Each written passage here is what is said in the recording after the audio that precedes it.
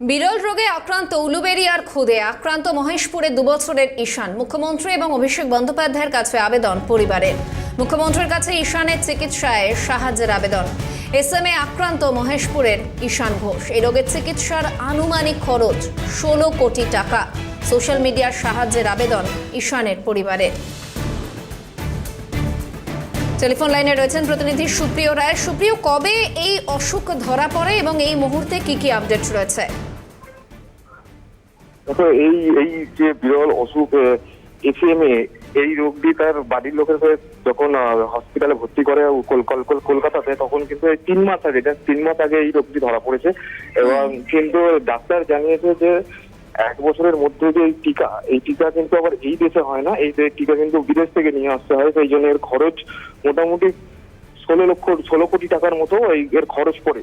কিন্তু বাবা মা কিন্তু আর্জি জানিয়েছেন যে শিশুটির বাবা, যে এখন চটকল কর্মী, চটকল কারখানায় কাজ করে, তার এত যে বিপুল পরিমাণে টাকা তার জোগাড় করা সম্ভব যেহেতু হচ্ছে না, তারা কিন্তু সোশ্যাল সমাজ মাধ্যমে তারা আর্জি জানিয়েছে। সাথে সাথে তারা মুখ্যমন্ত্রী অভিষেক বন্দ্যোপাধ্যায় সবার কাছেই আর্জি জানাচ্ছে তাদের পাশে দাঁড়ানোর জন্য।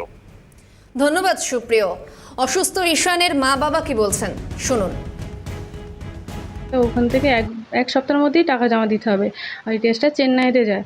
এবার আমরা টাকা জোগাড় করতে পারিনি, 10,000 টাকা বলছিল লাগবে, জোগাড় করতে পারিনি। তাতে ওর খাওয়ার মানে নিজে নিজে যে খেতে পারে, ওই খাওয়ার এটা বন্ধ হয়ে যাবে, নলে করে খাওয়াতে হবে। মুখ্যমন্ত্রীর কাছে অনুরোধ করছি যে আমার পাশে দাঁড়ান, সবাই আমাকে সাহায্য করুন, সকল মায়েরা আমার পাশে এসে দাঁড়ান, যাতে সকলের মতন আমার সন্তান সুস্থ হয়ে যায় আর আমার সন্তান হাসি খুশিভাবে থাকতে পারে। সবাই আমার পাশে দাঁড়ান। আসমিকারও হয়েছিল, নিশ্চয়ই আপনারা সকলেই জানেন। আসমিকা এখন সুস্থ হয়ে গেছে, খুব সুন্দর মা বাবার সাথে হাসি খুশিভাবে আছে। অনুরোধ করছি সকলের কাছে, যাতে আমার সন্তান সুস্থ হয়ে যায়, সকলে আমার পাশে দাঁড়ান। আমার যেন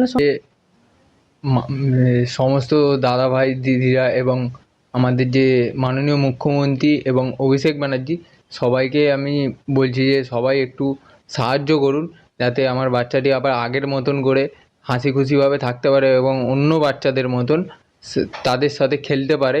এবং আমি চাইছি যে আমাদের সমস্ত দাদারা দিদিরা যারা আছেন, তারা হেল্প করুন, যাতে আমারও বাচ্চাটি তার মায়ের কাছে সুস্থভাবে থাকতে পারে এবং হাসি খুশিভাবে থাকতে পারে। এটাই আমি মিলে কাজ করি।